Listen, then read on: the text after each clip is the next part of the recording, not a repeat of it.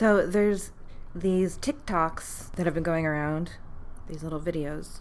They're of people in their homes with lovely Christmas music playing, and then you see a person holding their Christmas tree in their arms like a bayonet and running around pointing it at their cats.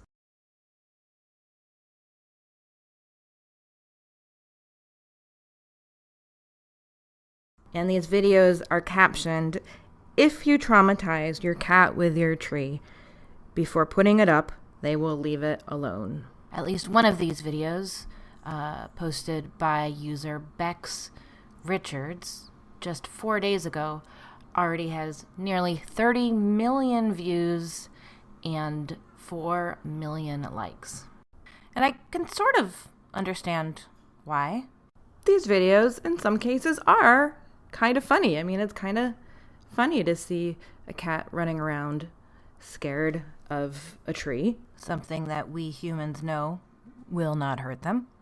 As much as I love cats, and I don't want them to be fearful about the worlds we're asking them to live in, I admit that I have sometimes laughed when a cat seems to think something is scary. I am specifically thinking about the many hours I have spent watching videos of people putting large zucchinis next to their cats, terrifying the cats because the cats don't realize it's not a snake. And many cats are hardwired to naturally be scared of snakes. And also, hey, yay for animal training. Being part of a meme, because careful listeners will know that I think more people should be paying attention to how awesome pet training can be and how much fun it can be in a different way that maybe isn't about, running around making your cat fearful about the Christmas tree. Now, I understand the problem that one might be trying to solve here, that problem being about pets and Christmas trees. And I'll talk a little bit more about maybe some tips as that stuff goes in a minute, but I want to look at the larger picture of what's going on here, and also mention that essentially this is cat training using punishment. The captions are not talking in terms of training. They're just talking in terms of creating fear in the animal, which may lead to a behavior like leaving the tree alone. In fact, very clever. But as with any kind of punishment or aversive, there are other ways in which you might not be doing the animal all the favors in the world, because is your cat going to be scared of the Christmas tree? Perhaps. But your cat also might start being a little bit scared of you because you're the person suddenly with this massive tree in the house running around the living room, and what the fuck? You also are, if you look at it in a larger context of, we are two species of animals living together. One of these species did not choose to be in your home in a living room at all, and has not too distant ancestors and perhaps many siblings and cousins and parents who might not be living in a home at all. And they, for millennia, have lived around trees. Here, this animal in your home perhaps has never even seen a tree, and now, lo and behold, there is one in the living room with generations of programming in their brains being like, hey, I gotta go check out this tree, perhaps. Totally natural, understandable thing that many cats might want to do if suddenly there's a frickin' tree in the middle of their house. Also understandable that you, as a person who has a tree in your house, does not want your cat to mess with your tree. But to me, the answer is don't put a tree in your house if you think your animal isn't going to be able to deal with that. And I know that this might seem like an extreme thing to many. What, I shouldn't have a Christmas tree because it's going to scare my dog, or my cat is going to climb it.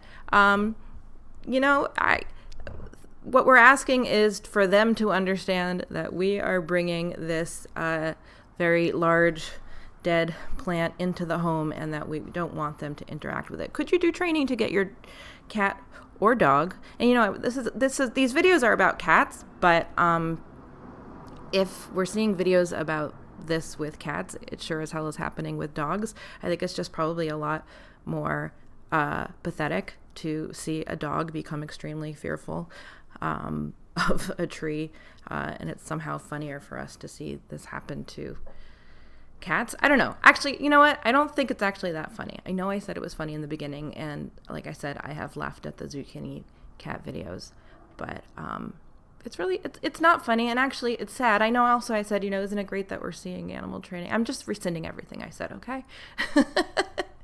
I think it's, I don't know. It's sad that basically what we see here is people training their pets using fear, and like the reaction is that that's funny and not terrible. I guess that's sad. Is it sad? I think it's sad. I also think it's unfortunate if you have kids in your home, because I think you're essentially teaching your children that the holiday decorations are more important than your cat feeling safe and comfortable in your home. I think that children learn a lot about how to interact with others based on how we train our pets or traumatize them, as the case may be. And actually, interesting side note, I looked up at bex.richard, the TikTok user who has gotten so many millions of views in the last few days, and she is actually, perhaps somewhat ironically, getting her master's at Utah State University in human development and family studies with a focus on parenting. And there's a TikTok video where she mentions a special interest in attachment parenting.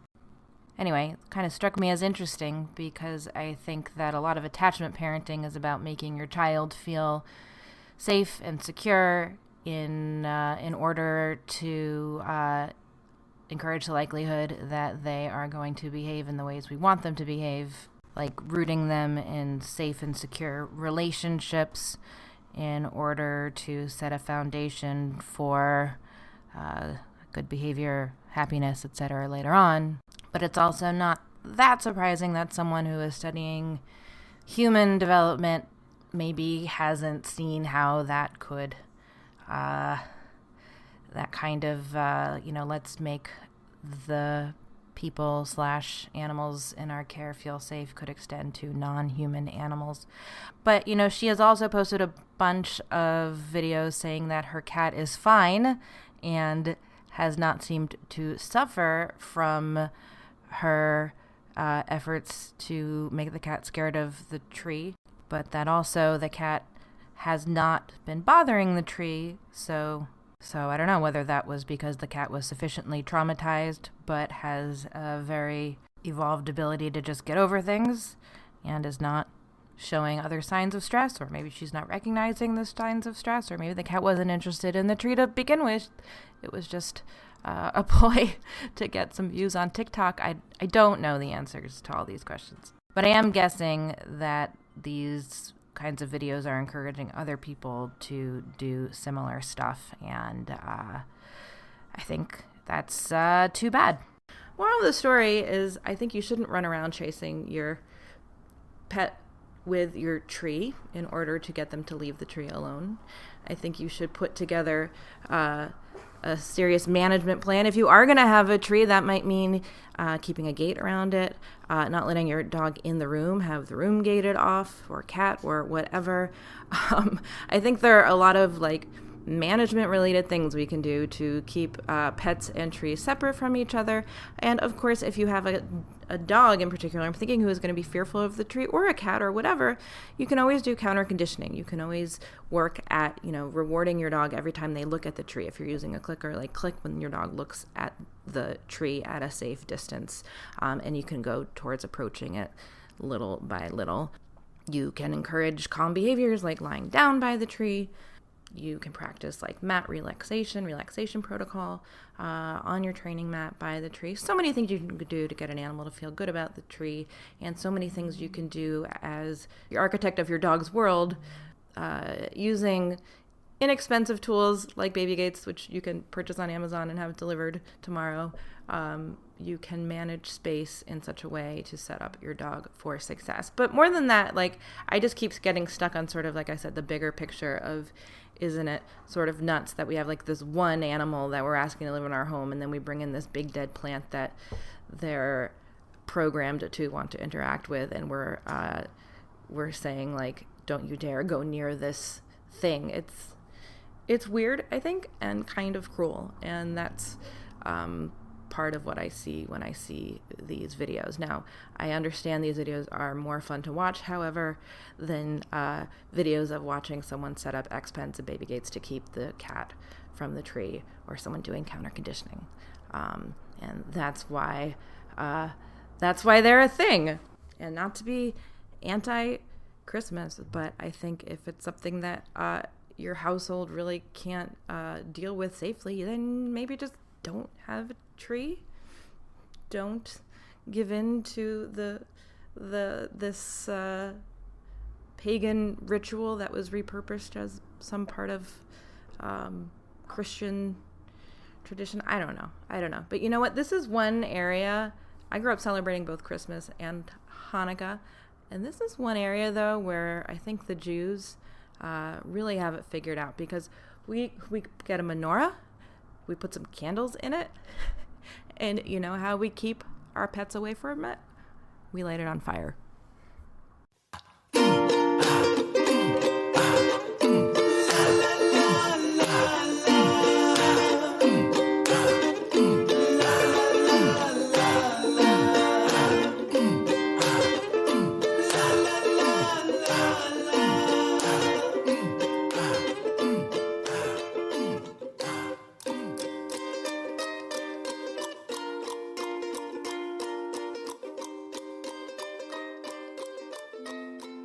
Just to be clear, don't terrorize your cat with your Christmas tree. Of course, every cat is different, and some cats are going to be totally unfazed by the experience, but some cats out there are going to be really stressed out about it, and that stress could lead to physical illness. It could lead your cat to actually more inclined to want to attack the tree. Fear can certainly lead to aggression, which could be focused on you or the tree or other animals in the house. And it could also just do not so great things for your relationship, as it's probably not going to make your cat trust you a whole lot. I'm sure most people do many things not on purpose that freak out cats, like leave zucchinis on the floor. So maybe we shouldn't be going out of our way to freak them out. And, you know, it's a very different thing when an object is moving than when it's not moving. The tree held by you while you do laps around your house with it is a very different object than when it is standing in the corner. So, you know, it's possible your cat might develop a fear of you running around with the tree, but be fine when it is on the other side of the room, not moving. Just like a door is one thing when it's closed and another thing when it's swinging open. A leash means one thing when it's in your hand and another thing when it's hanging on a hook on the wall. A cat carrier might be no big deal when it's just sitting on the ground, but when you are walking towards your cat with it, that might mean something different.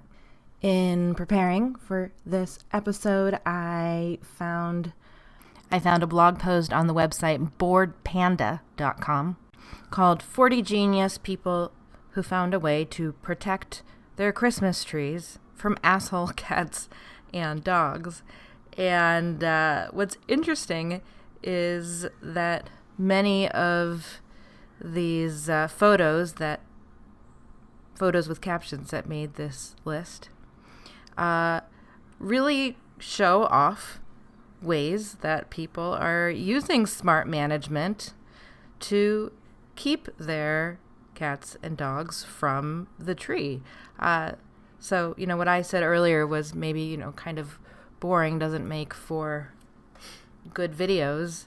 I'm being proven wrong here because I'd say something like half of these photos show management techniques, whether that is pens that have been constructed around trees, or in one case, there is someone who has put the tree in like a dog crate, like a vertical on its side dog crate.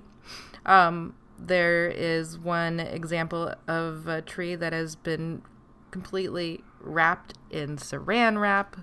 And then there are several people who have mounted their trees to the ceiling or put their trees in places where a dog or perhaps a cat would not be able to get to the tree.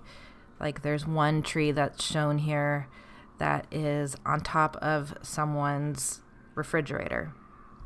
There are a couple photos here where people have been sort of clever in keeping their pet away from the Christmas tree by pairing the Christmas tree with something the pet clearly doesn't like.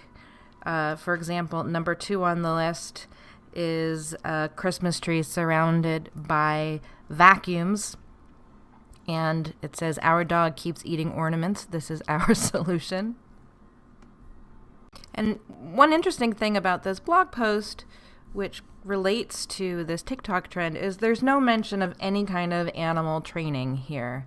I think it would probably be news to most people that this is a kind of training that's happening here, except there is one post here, number 5, that does offer an example of punishing the cat, in this case, for the very natural behavior of wanting to climb the tree. It says, number 5, "Every time he tries to climb the tree, we make him put on a Christmas outfit for 15 minutes. And the photo is of an orange cat laying on his side, dressed up like Santa. My guess is that this is not a very effective form of punishment because the cat seems like he is pretty okay with his getup. School for the dogs. Thank you so much for listening. And special thanks to Bill and Lizzie of Toast Garden for the amazing theme song. You can find Toast Garden at youtube.com/toastgarden. If you enjoyed this episode, please make sure to subscribe to the podcast and leave a review on iTunes. You can also support us by shopping at storeforthedogs.com, and you can learn more about us at schoolforthedogs.com. You can also connect with other listeners by downloading our brand new app.